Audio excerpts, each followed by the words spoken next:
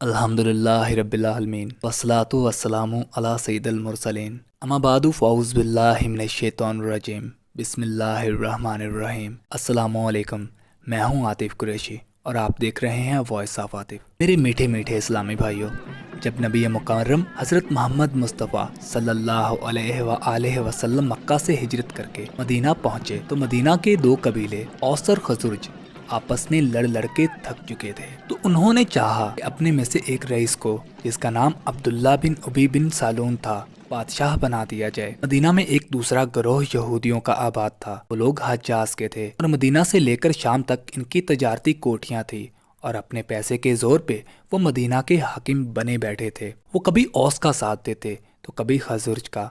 رسول اللہ صلی اللہ علیہ وآلہ وسلم جب مدینہ آئے تو شروع میں یہ سوچ کر انہوں نے آپ کی مخالفت نہیں کی کہ شاید یہ ہمارے مذہب کے قریب کا کوئی مذہب لے کر آئے ہیں۔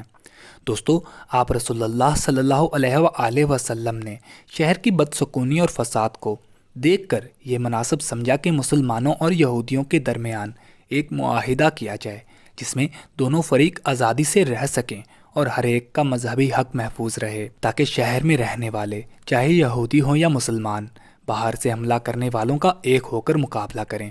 آپ نے یہودیوں سمیت تمام لوگوں کو اس معاہدے پہ رضامند کر لیا اور انہوں نے پکا وعدہ کیا، لیکن کچھ ہی دنوں بعد انہوں نے غور کیا کہ مدینہ میں اسلام کا زور روز بروز بڑھ رہا ہے اور ان کا یعنی یہودیوں کا رعب و دبدبہ ٹوٹ رہا ہے، اور اس طرح وہ دل ہی دل میں جلنے لگے۔ دوسری طرف عبداللہ بن ابی کا یہ خیال تھا کہ اگر محمد نہ آتے تو وہ مدینہ کا بادشاہ بن جاتا۔ وہ اور اس کے ساتھی منہ پہ تو کچھ بولتے نہیں تھے، مگر دل میں وہ بھی مسلمانوں کے مخالف اور یہودیوں کے شریک تھے۔ بعد میں انہی کو منافق کہا گیا ہے۔ دوستو، جو مسلمان مکہ چھوڑ کر مدینہ چلے گئے تو مکہ والوں نے ان کی جائیدادوں پہ قبضہ کر لیا، اور ویسے تو خانہ کعبہ اہل عرب کے لیے کھلا تھا، مگر صرف مسلمانوں کا وہاں جانا اور حج کرنا بند کر دیا۔ کچھ غریب بچے اور عورتیں مدینہ نہیں جا پائے کیونکہ ان پر اہل قریش نے پہرا بٹھا دیا تھا تاکہ وہ جانے نہ پائیں۔ دوستو، صرف اتنے میں ہی ان کافروں کو اطمینان نہ آیا، اور یہ دیکھ کر کہ ان کے مجرم یعنی مسلمان ان سے آزاد ہو کر مدینہ میں زور پکڑ رہے ہیں، تو انہوں نے مدینہ والوں کو پیغام لکھا کہ تم نے ہمارے مجرموں کو گھروں میں رکھا ہے، بہتر ہوگا ان کو نکال دو، ورنہ ہم تمہارے شہر پہ حملہ کر دیں گے۔ دوستو، مکہ میں مسلمانوں کا صرف ایک دشمن تھا، یعنی مکہ کے کافر، لیکن مدینہ آ کر ان کے تین دشمن ہو گئے۔ پہلا دشمن مکہ کے کافر جو تلوار سے فیصلہ چاہتے تھے، اور دوسرا دشمن مدینہ کے منافق جو اپنی چال بازیوں اور سازشوں سے نقصان پہنچاتے رہتے تھے، اور تیسرا حجاز کے یہودی جو عرب کے سرمایہ والے تھے۔ پورے حجاز میں اپنے سرمایہ سے ادھم مچایا ہوا تھا، عرب کی ساری دولت ان کے قبضہ میں تھی، ملک کا سارا ویوپار ان کا تھا، اور وہ سود در سود اور دوسرے تجارتی ہتھ کنڈوں سے آپ رسول اکرم اور ملک کی بھلائی کی کوشش کی مخالفت کرتے رہے۔ لہٰذا آپ رسول اکرم نے اہل عرب کے کافی قبیلوں سے صلح کا معاہدہ کیا، اور یہ سب دیکھ کر تینوں دشمن سر جوڑ کر بیٹھ گئے کہ مسلمان کا زور دن بدن بڑھتا جا رہا ہے۔ لہٰذا انہوں نے کبھی آپ کے یہاں سے چوریاں کی، کبھی سازشیں کی، کبھی لوگوں کو بھڑکایا اور کبھی دھمکایا۔ ان کی سازشیں جب خطرناک حد تک بڑھنے لگی تو آپ رسول اکرم حضرت محمد مصطفیٰ صلی اللہ علیہ وآلہ وسلم نے 12 آدمیوں کو نخلا کی وادی میں بھیجا اور ایک بند خط دے کر فرمایا کہ اس کو 2 دن کے بعد کھولنا۔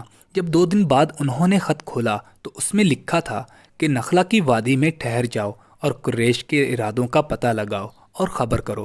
دوستو، تبھی اتفاق سے مکہ کے کچھ لوگ شام سے تجارتی مال لے کر آ رہے تھے، سامنے سے گزر رہے تھے، تو مسلمانوں کے اس 12 لوگوں کے دستے نے آپ رسول کی اجازت کے بغیر ان پہ حملہ کر دیا۔ حملہ میں ایک شخص عمرو بن حضرمی مارا گیا جو مکہ کے ایک بڑے سردار کا ساتھی تھا، اور 2 لوگ پکڑے گئے جو مکہ کے بڑے سردار کے پوتے تھے۔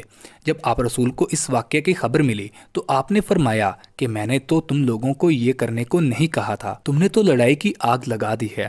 چنانچہ مکہ کے قانون کے مطابق ان کو چھوڑنے کے ساتھ ان سے لوٹا ہوا مال ان کو واپس لوٹا دیا۔ اس واقعہ کے بعد مکہ والوں میں بدلے کی آگ بھڑک اٹھی۔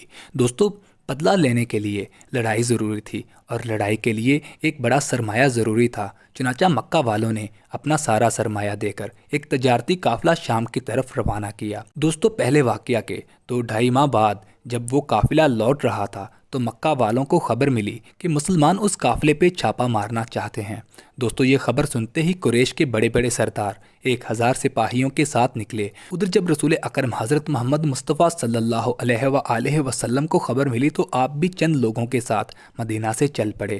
دوستو قافلہ تو صحیح سلامت مکہ پہنچ گیا، مگر مکہ والوں نے یہ فیصلہ کیا کہ ہم بدر پہنچ کر جشن منائیں گے، ناچ گانا اور شراب و کباب کی محفل کریں گے۔ دوستو بدر ایک گاؤں کا نام تھا جہاں سال در سال یوں بھی میلہ لگا کرتا تھا۔ دوسری طرف مدینہ سے 1 میل دور نکل کر آپ رسول اکرم نے بچوں کو واپس بھیج دیا، اور مدینہ میں یہودیوں کا ڈر تھا، اس لیے ابو لبانہ نامی ایک صحابی کو مدینہ کا حاکم بنا کر لوٹا دیا اور 2 آدمیوں کو آگے بھیجا تاکہ وہ قریش کا پتہ لگائیں۔ جب بدر کے قریب پہنچے تو خبر دینے والوں نے خبر دی کہ قریش وادی کے دوسرے سرے پہ ٹھہرے ہیں۔ یہ سن کر آپ وہیں رک گئے۔ رات پر مسلمانوں نے کھل کر آرام کیا، مگر نبی مکرم حضرت محمد مصطفیٰ صلی اللہ علیہ وآلہ وسلم نے ساری رات عبادت میں صرف کی اور دعا کرتے رہے۔ صبح اٹھ کر تمام مسلمانوں نے نماز پڑھی، اور نماز کے بعد آپ رسول اکرم نے جہاد پہ تقریر بیان فرمائی، مسلمانوں کی حوصلہ افزائی کی۔ دوستو یہ مسلمانوں کا پہلا لشکر تھا، کافروں کے خلاف یہ ان کی پہلی لڑائی تھی، حکومت مسلمین کی یہ بنیاد تھی۔ دوستو جب طلوع آفتاب ہوا تو دونوں فوجیں آمنے سامنے تھی۔ ایک طرف 1000 فوجیوں کا لشکر تھا جو ہتھیاروں سے لیس تھا، تو دوسری طرف 313 مسلمان جن کے پاس پورے ہتھیار بھی نہ تھے، مگر حق کا زور ان کے بازو میں تھا اور دین کا جوش ان کے سینوں میں امنڈ رہا تھا۔ اللہ کے حبیب لڑائی کے میدان سے تھوڑا ہٹ کر ایک چھپر میں اللہ کی عبادت میں سر جھکائے یہ دعا کر رہے تھے کہ یا اللہ، اگر آج تیرے یہ مٹھی بھر پوجنے والے مٹ گئے تو پھر زمین پر تیری پرستش نہ ہوگی۔ دوستو لڑائی اس طرح شروع ہوئی کہ پہلے ابن حضرمی کا بھائی عامر، جس کو اپنے بھائی کے قتل کا غصہ تھا، آگے بڑھا اور اس کے مقابلے میں ایک مسلمان غلام آگے بڑھا اور وہ مارا گیا۔ اس کے بعد عتبہ جو قریش کے لشکر کا سردار تھا بڑی شان و شوکت سے آگے نکلا، اور اس کے ساتھ ولید اور شیبہ بھی آگے بڑھے۔ ان کے مقابلے میں مسلمانوں کی طرف سے بھی مدینہ کے 3 انصاری آگے آئے۔ تو عتبہ نے ان کا نام و نسب پوچھا، اور جب معلوم ہوا کہ یہ مدینہ والے ہیں تو کہا کہ محمد یہ ہمارے جوڑ کے نہیں، رسول اللہ کے فرمانے سے یہ انصاری پیچھے ہٹائے۔